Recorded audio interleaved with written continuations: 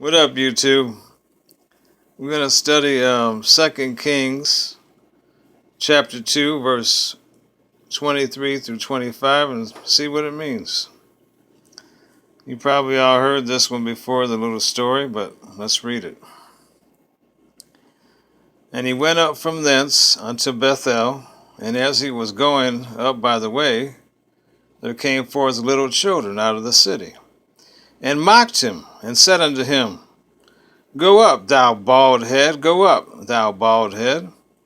And he turned back and looked on them, and cursed them in the name of the Lord. And there came forth 2 she-bears out of the wood, and tare 42 children of them. And he went from thence to Mount Carmel, and from thence he returned to Samaria.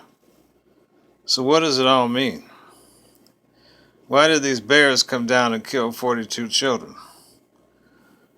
Okay, well, we're going to find out.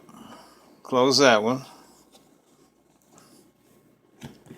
Now let's look in one of my study Bibles and see what it says. Okay, 2:23-24. These youths were young men, not children, and possibly false prophets of Baal. Go up implies Elisha should go into heaven as Elijah did. Bald head might allude to the outcast lepers of that day or to Elisha's actual head, whether bald by hereditary or shaven by choice. But more likely it was a divisive comment. Isaiah 3:17-24.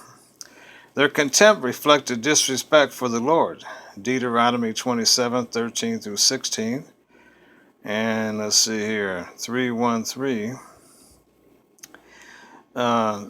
Jehoram was the second son of Ahab to rule Israel. He reigned from 852 to 841 BC. Although Jehoram, well, that's not what I want to read there.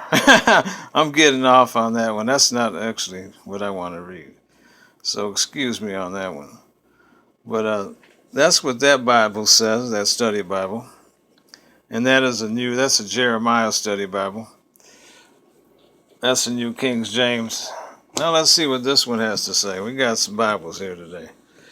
So let's see what this one. This goes into a little more detail.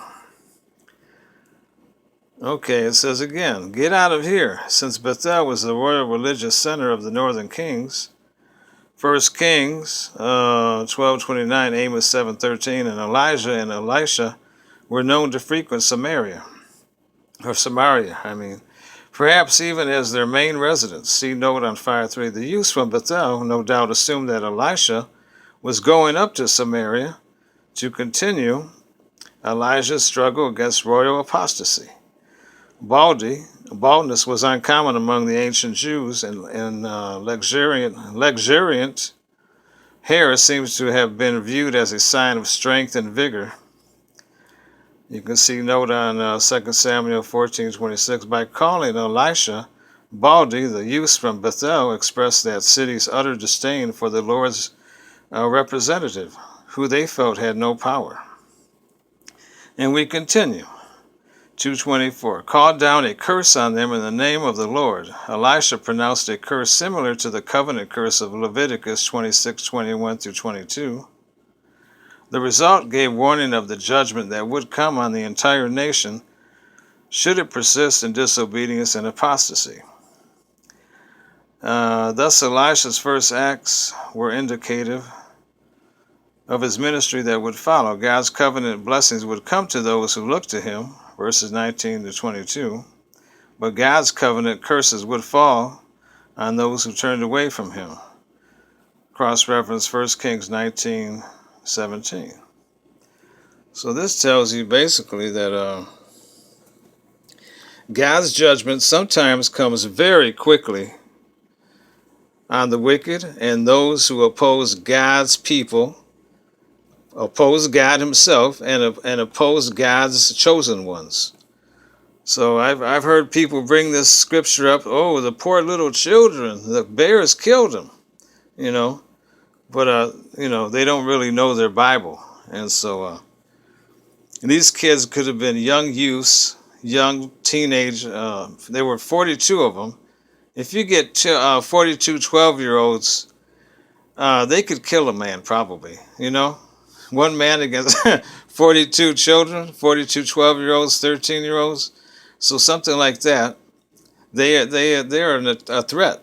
So there's a gang of children possibly, and they definitely didn't like Elisha or who he represented. And so sometimes God will strike somebody down like that, and it comes quickly. So that's all I got to say here. Um, God be with you. Don't oppose God, because a bear might eat you up. I'll talk to you later. God bless you.